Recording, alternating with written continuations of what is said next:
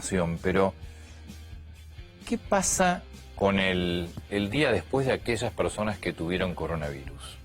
Bueno, sí, nosotros estamos muy preocupados con eso. Hay algunos trabajos ya hechos en Estados Unidos. Un trabajo muy importante de 100.000 pacientes, lo siguieron a 6 meses. Y lo que vemos es que hay dos grupos de pacientes. Básicamente lo que cursan el cuadro leve y tienen poco factor de riesgo, sobre todo los jóvenes. A las 2 o 3 semanas resuelven todos sus problemas, son síntomas leves.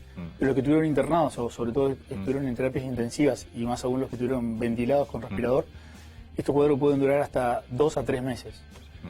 Lo interesante de eso es que cuando uno revisa los factores de riesgo de a quién le va a ir peor en síntomas y a quién le va a ir mejor, no está claro. Lo que sabemos es que los pacientes más graves seguramente van a tener más síntomas y los más leves menos. Después hay una diferencia entre los factores de riesgo que llevan a tener un COVID más grave. Probablemente esos pacientes, que son los pacientes mayores de 70 años, sobrepeso, obesidad, hipertensión arterial, EPOC o diabetes, les va peor. Pero ¿hay forma de saber o de prever si dentro de 2 años, por ejemplo, te puede aparecer una lesión pulmonar producto del COVID? Sí. ¿Hay forma de saber eso? Sí, porque hay trabajos hechos con patologías. Se hicieron biopsias, ¿no? En pacientes, son necropsias, son pacientes fallecidos, se hicieron biopsias y se compararon contra epidemias anteriores. Contra el SARS y contra el MERS y contra el H1N1 y se comparó con muchas biopsias, y lo que sabemos es, en comparación con estas patologías, es que esta patología, digamos, si bien parece muy inflamatoria, con mucho daño pulmonar al comienzo, al final no es tan fibrótica como pensábamos, y deberíamos pensar que por estadísticas estos pacientes, al cabo de 3 meses, la mayoría de los pacientes con lesiones pulmonares, la mayoría debería mejorar. Y no dejaría efectos posteriores. Digamos, hay un grupo, un subgrupo que van a quedar con efectos. Son los que peor la pasaron. Claro, y lo vamos a ver rápido en los próximos 3 meses. Por eso es muy importante es el seguimiento de estos pacientes. De hecho, se están haciendo clínicas de seguimiento de estos pacientes. Pero esos efectos vos decís que lo vas a ver durante 3. Pero yo digo, no, decime dentro de 2 años o de 3 años. No. ¿Se puede saber algo? Sí, o sea, por comparación con epidemias anteriores, lo que sabemos es que si lo que no sucede dentro de 3 meses posteriores, no va a suceder. Ahora, si será de importante las lesiones que produce este germen, es que en el subgrupo que estaría entre el 5 y el 10% de que hace una fibrosis, o sea, un daño pulmonar muy severo, es un grupo que puede ir incluso a trasplante pulmonar, y ya hay en el mundo más de 10 pacientes que han sido trasplantados de pulmón por haber tenido COVID. Y lo interesante es que hay pacientes jóvenes que han desarrollado esta enfermedad severa pulmonar y han tenido que ser trasplantados. Así que el resumen sería que a 2 años nosotros probablemente, si el paciente al cabo de los 3 meses le hicimos controles que hay que hacerle tomográficos y de espirometría, que es soplar para su capacidad, no tuvieron daño a los 3 meses, no lo van a tener a los 2 años. Doctor, uno escuchó de muchos casos justamente que les daban el alta de COVID, estaban bien, habían evolucionado favorablemente, y después, varias semanas o meses después, el desenlace es el peor. 2 cuestiones. Por un lado, cuando estas personas fallecen, ¿se las anota como fallecidas por COVID o por otra cosa? Y la otra cuestión, si uno tiene un familiar que tuvo COVID con alguna comorbilidad, ¿en qué momento ya se puede quedar tranquilo de que por lo menos de las consecuencias del COVID ya está? ¿Son estos 3 meses? Comienzo por la segunda. Sí, lo importante es eso, que establecer. De hecho, hay muchos sistemas de cuidado domiciliarios que siguen a estos pacientes y debería estar protocolizado. Los pacientes que tuvieron moderados o severos deberían ser seguidos por lo menos durante un mes. Eso está protocolizado. Pero si ni siquiera te dan el alta.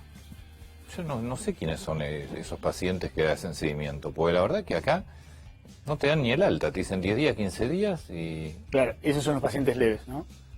Digo, lo ideal, yo trabajo en una empresa de cuidado domiciliario y nosotros hacemos esto, digamos. ¿Sí? Los pacientes con los más complicados. Sí, con los que seguimos muy de cerca. De moderados a graves. Porque los leves ni siquiera te confirman la negativización. Son tantos días y listo. Sí, esos son los que no pasan por la internación, me dicen ustedes. Bueno, no sé, depende. Yo trabajo en institutos privados. Nosotros hacemos seguimiento telefónicos a los leves. Y eso incluye 2 meses de seguimiento telefónico y nos guiamos por los síntomas. Al cabo de los 10 días ese paciente, o sea, el día 11 ese paciente puede salir a hacerse estudios. Nosotros lo mandamos a hacer estudios de acuerdo a los síntomas. Por ejemplo, tenemos un consultorio para hacer capacidad pulmonar y tomografías en estos pacientes, digamos, con una rápida atención. ¿Se recupera la capacidad pulmonar?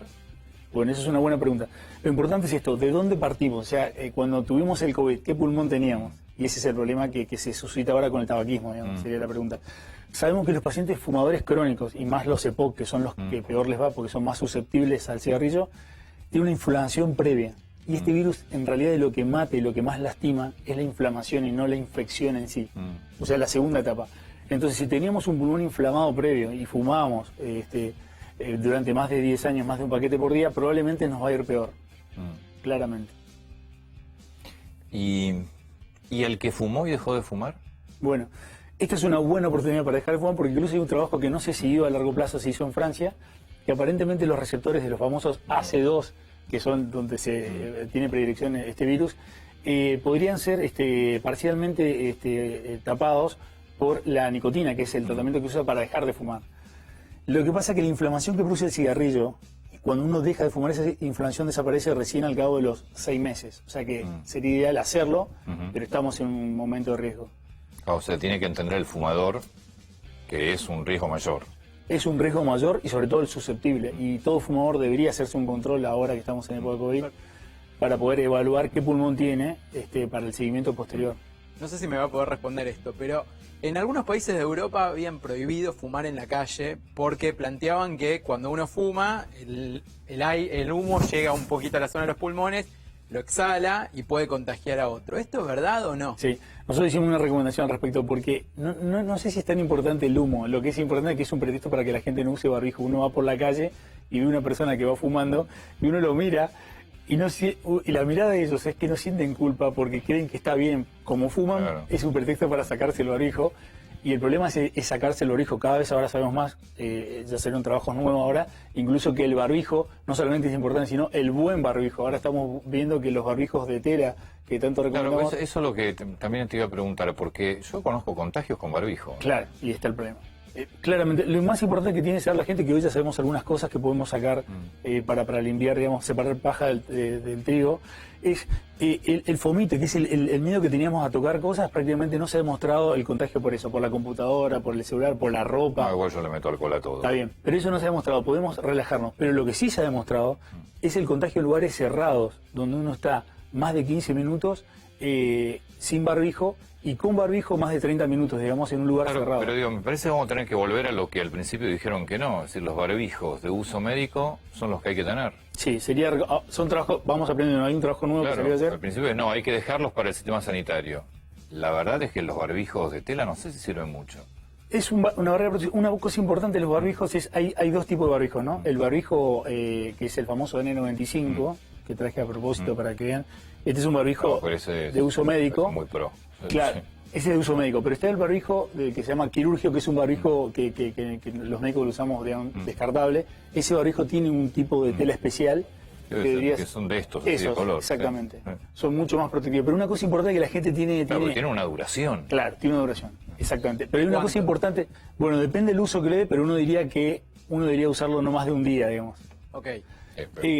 Sacándotelo y poniéndotelo, o sea, si vos estás 3, 4 horas seguidos con el barbijo, ya... Sí. La idea, nosotros usamos descartable, por ejemplo, para hacer una endoscopía, nosotros hacemos endoscopía respiratoria, lo usamos después de la endoscopía, para hacer la endoscopía usamos especiales y después usamos esto. Pero una cosa importante que la gente no sabe es que el barbijo sirve para proteger de que uno no disperse la infección. La mayor virtud del barbijo es proteger al prójimo, no protegerse a uno mismo. Por eso es que tenemos que reclamar del otro el barbijo y la distancia social y los lugares cerrados.